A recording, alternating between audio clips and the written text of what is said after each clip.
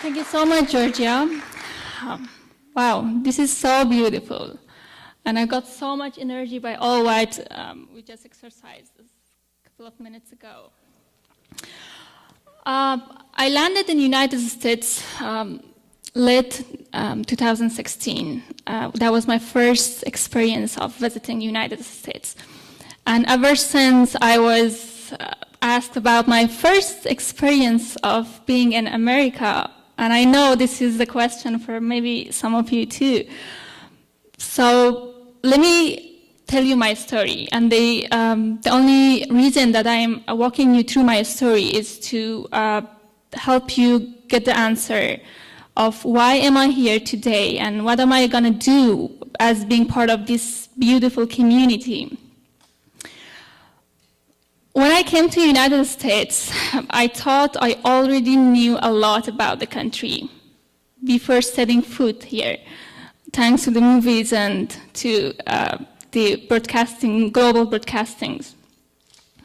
Luckily, I had the opportunity to meet with so many wonderful people, to get involved with so many organizations, to talk with a number of people in schools, gatherings, and it really got me like a couple of months or so that I realized,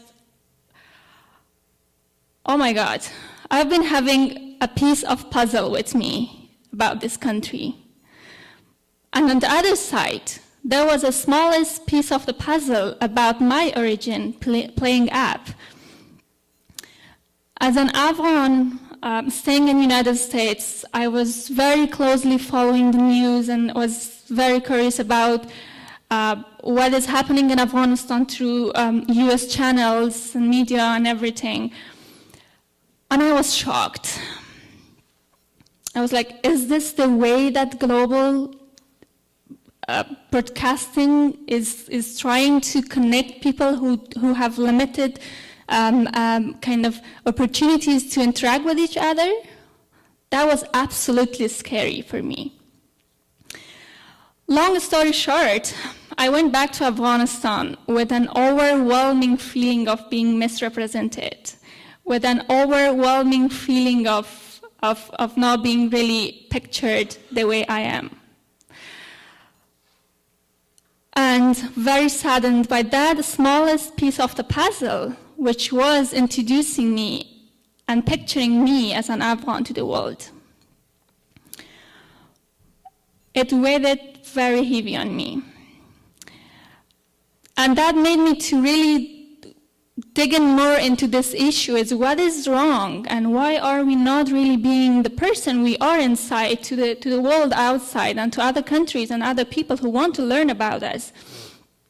And then I came across the book Press and Foreign Policy, where Bernard C. Cohen says the real effective map of the world is drawn by the reporter and the editor, not by the cartographer.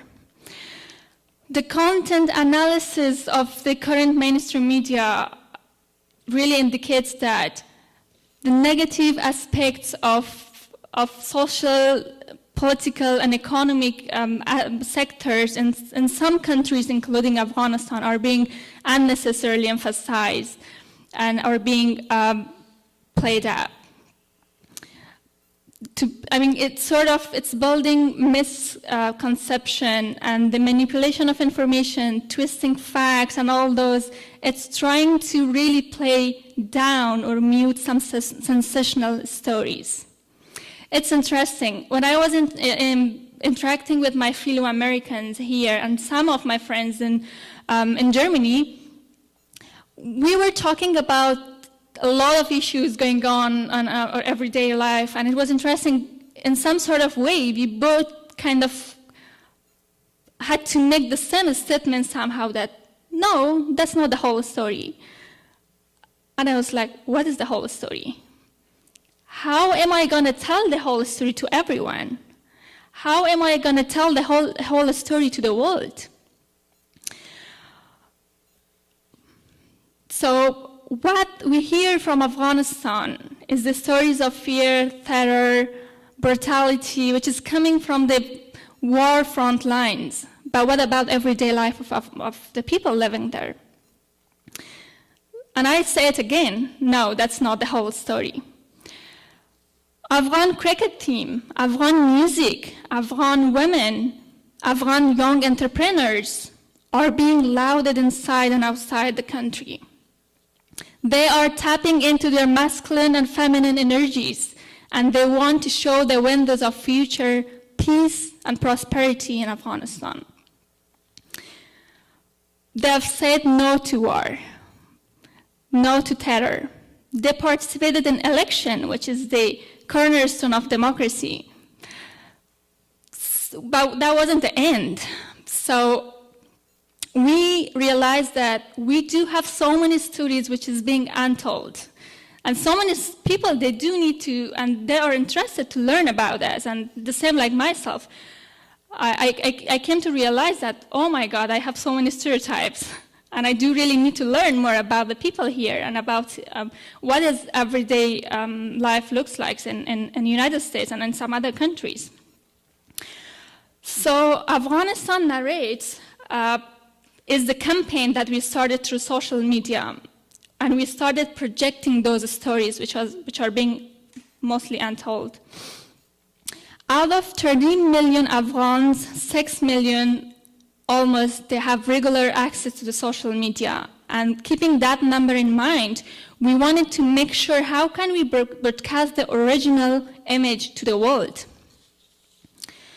So we started in November 2016 as a social media, we focused on basically on social media Facebook page. Now we have more than 11,000 fans and Facebook followers. We started with the stories of the photographers and photojournalists who ever had a visit to Afghanistan, and despite the war front lines, they do had some other stories they wanted to share with the world. We started grabbing and collecting all the pictures, the stories, and it went up in our Facebook page. But we are making the local contributors from community. We are reaching out to people in the community and we are telling them, hey, what does your neighborhood look like? Tell us about that beautiful thing in your neighborhood. Tell us about your everyday life. What are the challenges you're having? How are you overcoming those challenges? For some reasons in Afghanistan, it's not easy to travel all around the country, but we wanted to also provide the opportunity for our own Afghans to listen to each other's stories and be able to see the undiscovered beauties that they never had the opportunity to travel to and see it in their own neighborhood, in the other city or other province. The initiative aims to help global community in broader aim to imagine or have the image of Afghanistan and that what Afghanistan looks like. We are covering life of a nomad girl living in a far and very remote area of Afghanistan called Wakhan, all the way to the women entrepreneurs and women investors, to the women mountaineers, to the marathon working mother trainers, all the way to the first ever all-female orchestra, which are playing for peace in international forums. For a public social media, we started from there, and we aim to be a non-profit organization with a broader goal to link actual Afghanistan with the world, and to serve as a model for so many other countries who are suffering from the same misconception.